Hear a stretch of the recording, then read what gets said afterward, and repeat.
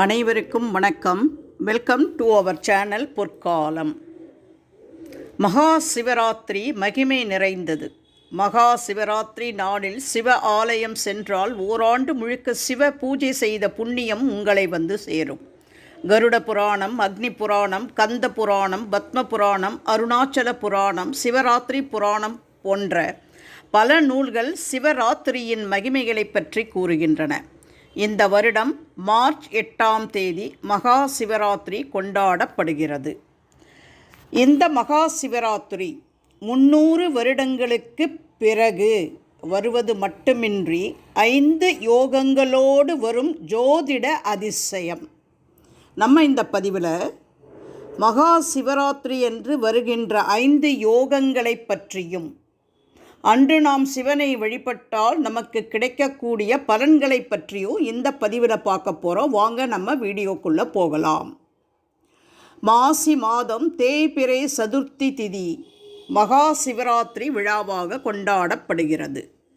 இந்த ஆண்டு மகா சிவராத்திரி விழா மார்ச் 8ஆம் தேதி கொண்டாடப்படுகிறது. அன்றைய தினம் இரவு 8:20 மணி துவங்கி மார்ச் 9ஆம் தேதி மாலை 6 மணி வரை சதுர்த்தி திதி இருக்கிறது.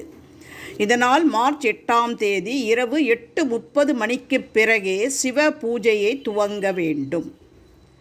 மாதந்தோறும் சிவராத்திரி வருகிறது என்றாலும் மாசி மாதத்தில் வருவதே மகா சிவராத்திரி என்று போற்றப்படுகிறது.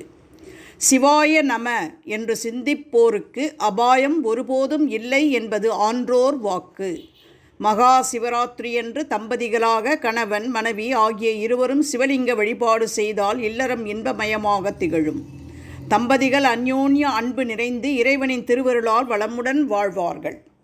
இப்போ அந்த 5 யோகங்களை பற்றி பார்க்கலாம். ஜோதிட சாஸ்திரங்களின்படி இந்த ஆண்டு மகா சிவராத்திரி அன்று சர்வார்த்தி சித்தி யோகம், சிவயோகம், திருவோண நட்சத்திரம், வெள்ளிக்கிழமை பிரதோஷம், மகா சிவராத்திரி என்று 5 சிறப்புகளோடு இணைந்து வருவது நமக்கு மிக அற்புதமான பலன்களை தரும் என்று எதிர்பார்க்கப்படுகிறது. சர்வார்த்தி சித்தி யோகம் என்றால் உங்களுடைய எல்லா விருப்பங்களையும் நிறைவேற்றி வைக்கும் யோகம்.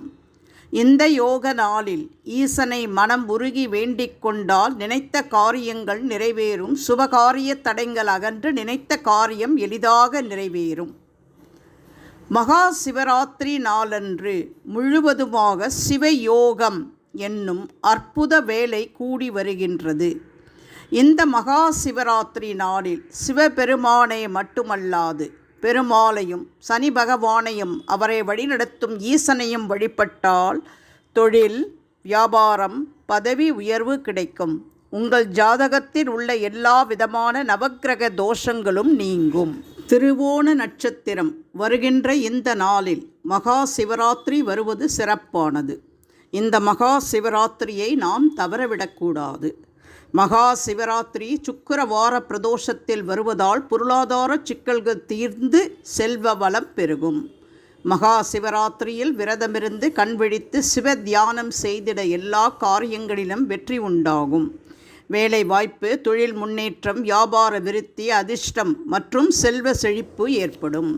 மகா சிவராத்திரி இந்த ஆண்டு வெள்ளிக்கிழமை வருவதால் சுக்கிர பிரதோஷம் என்கிறோம். இந்த நாளில் ஈசனுக்கு விரதமிருந்து வழிபட்டால் நீங்காத துன்பம், தீராத வியாதிகள், குறையாத கடன்கள் அனைத்தும் தீர்ந்துவிடும். குடும்ப ஒற்றுமை மேலோங்கி வாழ்வில் இனிமையும் மகிழ்ச்சியும் நீடிக்கும் என்கின்றன ஜோதிட நூல்கள்.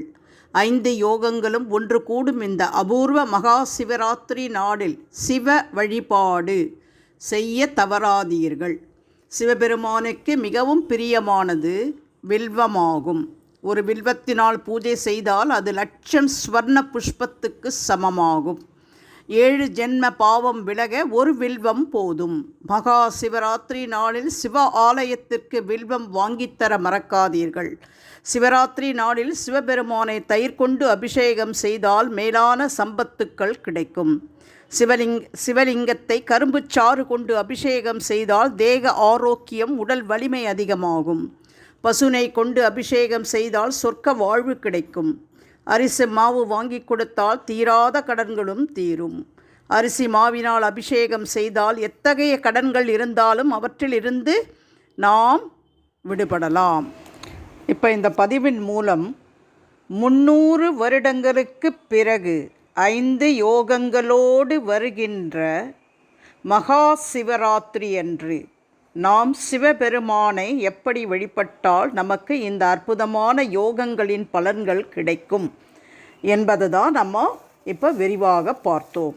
இந்த பதிவு அனைவருக்குமே பயன்படும் என்று நான் நினைப்பதால் உங்கள் உற்றார் உறவினர் நண்பர்களோடு நீங்கள் பகிர்ந்தால் அவர்களும் பயன்பெறுவார்கள்.